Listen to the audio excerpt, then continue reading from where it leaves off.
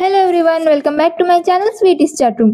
యాక్చువల్గా వినాయక చవితి ఎప్పుడో అయిపోయింది కదా, 2 days ముందే. కాకపోతే నేనైతే ఏరియా అంతా సౌండ్ సిస్టమ్ పెట్టేశారు, దానివల్ల అసలు వాయిస్ ఓవర్ ఇవ్వడానికి అవ్వలేదన్నమాట. అందుకే వీడియో కూడా పోస్ట్ చేయలేదు.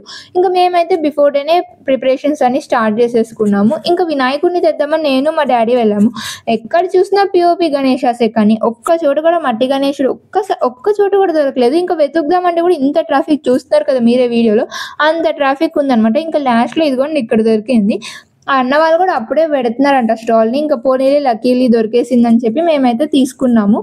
అంత కష్టపడే బదులు పిఓపి గణేష్ అనే తీసుకోవచ్చు కదా అంటారేమో.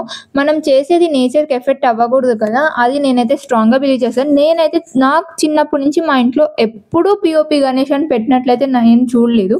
ఎప్పుడు మేము మట్టి గణేషునే చేస్తాము, లేదంటే ఒక 2-3 times ఏమో మేము పిండి గణేష్ అని కూడా చేసి పెట్టుకున్నాం అనమాట.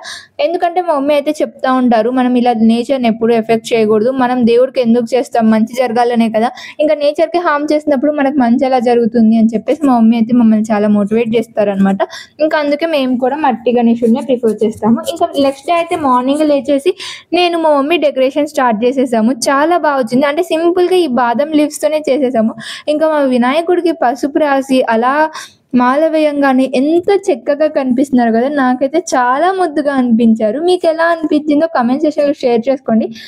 ఇంకా అలానే మీరు ఏ ప్రసాదాలు వినాయకుడికి సమర్పించారో కూడా నాతో షేర్ చేసుకోండి. ఇంకా మేమైతే ఈరోజు బుక్స్, పూర్ణాలు, వడలు, గారెలు, మళ్ళీ పాయసం ఇవన్నీ దేవుడి దగ్గర పెట్టుకున్నాము. ఇంకా చల్మిడి వడపప్పు కూడా పెట్టామన్నమాట దేవుడి దగ్గర. నాకైతే వినాయకుడిని అలానే చూస్తూ కూర్చుండిపోయాను చాలాసేపు.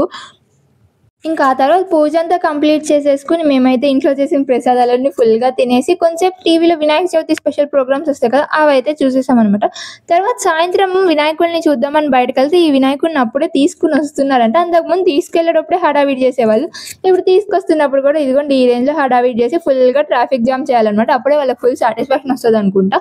ఇంకా కొంచెం నైట్ అయ్యాక మేమైతే ఏరియాలో ఉన్న గణేషులు అన్ని చూడడానికి వెళ్ళారు. ఒక్కొక్కరు ఒక్కొక్క వెరైటీ థీమ్స్తో వస్తారు. మీకే వినాయకుడు నచ్చారో కమెంట్ సెక్షన్లో చెప్పండి. లాస్ట్లో సబ్స్క్రైబ్